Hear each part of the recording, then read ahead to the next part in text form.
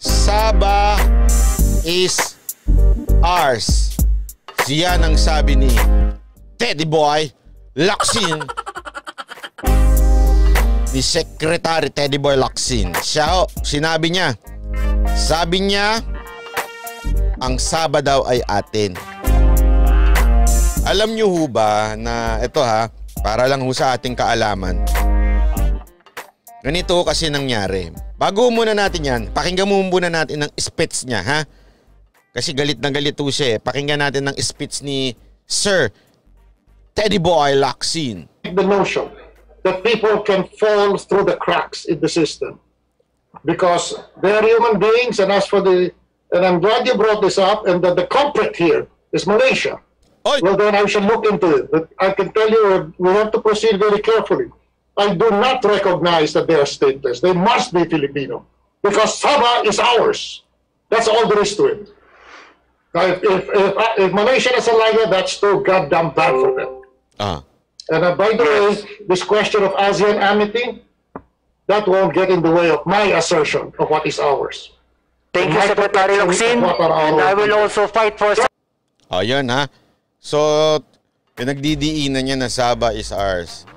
Alam niyo ho ba na itong Sabah na ito hindi ho ito yung kinakain ni Laila de Lima Hindi ho ito yon. Ibang Sabah ho ito. Etong Sabah na ito, nandyan ho yan. Malapit ho yan sa may Malaysia.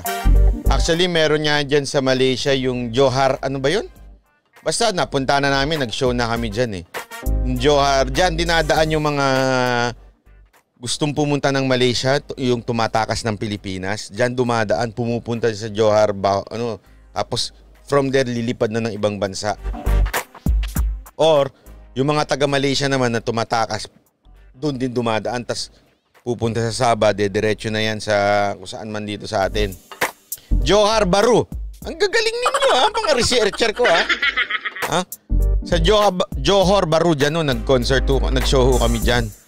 Di ba ito nga ho yun kasi ganito ho nangyari niyan. Noon dati kasi, ang kwento niya, paikli na lang ho natin, may isang sultan, parang ipinautang o isinanla yung Sabah. So itong sultan, ganito. Nung unang panahon pa ito. Sige, isinanla sa Malaysia, bla bla bla.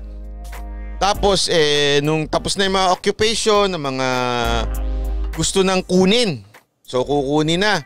Aba, inaangkin na ng Malaysia. Siyempre, inaangkin na ng Malaysia. Tapos, nung panahon lang ni Marcos, nagtansya, ayaw niya na ng usapan. So parang ang ginagawa nagbuo si Marcos ng militar o mga tao na mga pupunta doon na marunong ding mag-Malay na salita, tapos babawiin yung Sabah. Pero dahil dito sa traidor na si Ninoy, para sa kanyang political gain, ewan ko kung paano niya nalaman, pero sinabi niya sa kanyang speech ang plano ni Ferdinand Marcos. Kaya nalaman ng Malaysia. Tapos yung Malaysia nagpadala ng mga sundalo doon, hindi na natuloy yung pagbawi. Parang ngayon, ginagawa nito mga hinayupak na mga dilawan. Basta lang makakuha ng pwesto, talagang wala silang pakialam sa Pilipinas. Isipin nyo halimbawa na nga lang simpleng halimbawa na lang Gaganda ang Manila Bay. Okay, dyan sa Pero dahil ang makakapogi points dyan si Pangulong Duterte, panay ang kontra. Paano ko nasabing ganyan ang motibo nila? Diba? Ganyan din ang ginawa nila sa Boracay noon. Si Trillanes, sinabi niya sa Boracay noon, nililinis. Pinaganda yan ni Duterte kasi may mga kasinong itatayo dyan ng mga inchik na kaibigan. Asan yung mga yon? Asan yung mga inchik na yon? Wala. Diba? Ano ginawa? Hindi binalita masyado ng media. Si Pangulong Duterte bumalik ng Boracay yan Pinamigay doon sa mga lokal na talagang mga nakatira doon. Yung mga lupa. Binigay yung title doon sa mga Mga talagang matatagal nang nakatira doon. Ganun ang ginawa ni Pangulong Duterte. Pero ang oposisyon, galit na galit doon sa Boracay. Bakit pinasara yan? Bakit hindi yan? Nung naayos, ayun, nagpuntahan sa Boracay. Ganyan ang ginagawa ng mga oposisyon. Basta dilaw talaga. Mga ugaling dilaw. Tae talaga ugali. Pangit, bastos, demonyo. Kasama na nila dyan ng mga teroristang aktivista. Walang ginawa kung hindi gustong papangitin tong bansa na ito.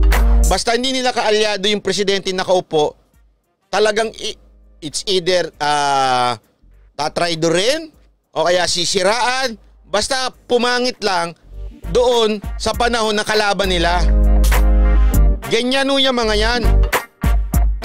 Ganyan kademonyo yung mga dilawan na yan. Tsaka yung mga terorista na kabayan. Sige kayo.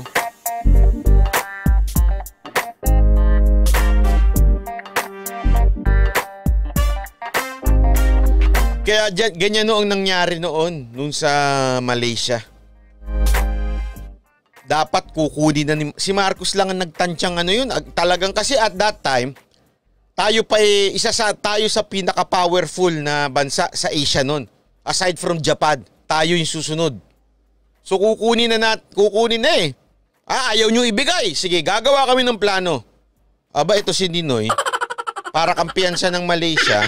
Para masira ito si Marcos. Keso sinabi niya, si Marcos nagtatayo ng private army para sa susunod na eleksyon.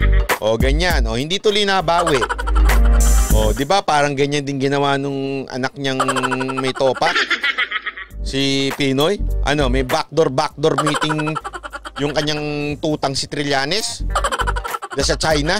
O, tapos ngayon, biglang didikdikin. Bakit di yun magawa ng presidente in China? Andali, in the first place, sino ba nakipag-backdoor meeting dyan? O di ba ikaw, Trillanes? Anong nangyari dyan sa backdoor meeting nyo? Mula nagtayo na yung mga China dyan.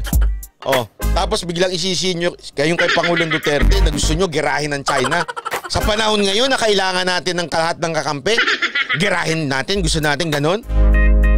O, wag niyo sabihin hindi ini-impose. Ini-impose ng DFA yung karapatan natin dyan. Pero in a diplomatic protest.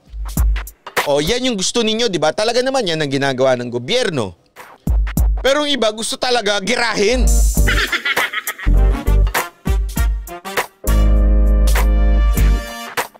Ngayon, makasira ulo yung mga yan. Sa totoo lang talaga, ha? Ay, nako, share tayo, ha? Share!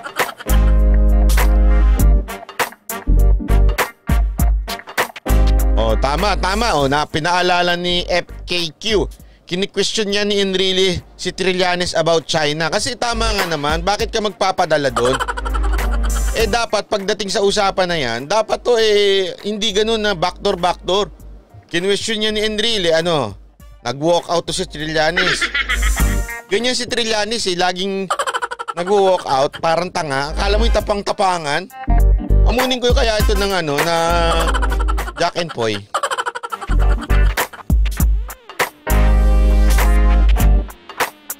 Parehong-pareho, no? Parehong-pareho yung ginawa talaga ng ama at saka anak niya, no?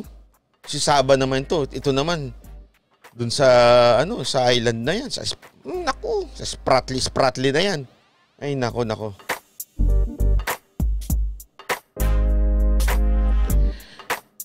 Ay, nako. Kaya nga ngayon, ang maganda nito, sinasabi ni Sec Teddy, at malamang, sigurado naman ako bago magsalita yan, meron yung basbas ng ating Pangulo, talagang babawiin, makikipaglaban ng Pilipinas, nabawiin to in a diplomatic protest, ha? Hindi gera. Okay? Walang magagawa ang gera ngayon. Hindi natin ma-afford na makipaggera. So, ewan ko kung saan nila ipoprotesta yan, kung saan nila yung hukumang ipaglalaban yan. Kasi yung mga tao talaga doon, ng mga sultan, talagang Pilipino pa. Doon nga sa Johor Bahru, ang daming Pilipino. Doon sa, may pinuntahan kami dyan na parang sa may dagat, malapit. Akala namin mga Malaysian pa yung mga tao doon. Hindi. Nagtatanong ka kung yung mga benta nila, bigla ka kausapin pilit ng Tagalog. Kaya sabi niya, hindi, Pilipino ako. Pero marunong din sila mag-Malay. Doon mo talaga malalaman na, alam mo yun, talagang dating sa Pilipinas yan.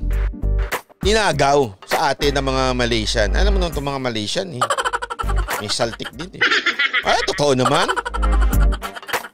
Babawiin namin yan, tandaan nyo. Ha? Yung kami kinulong nyo, babawiin namin yan. Babawiin namin yan. Babawiin namin. Nakakama tayong mga Malaysia.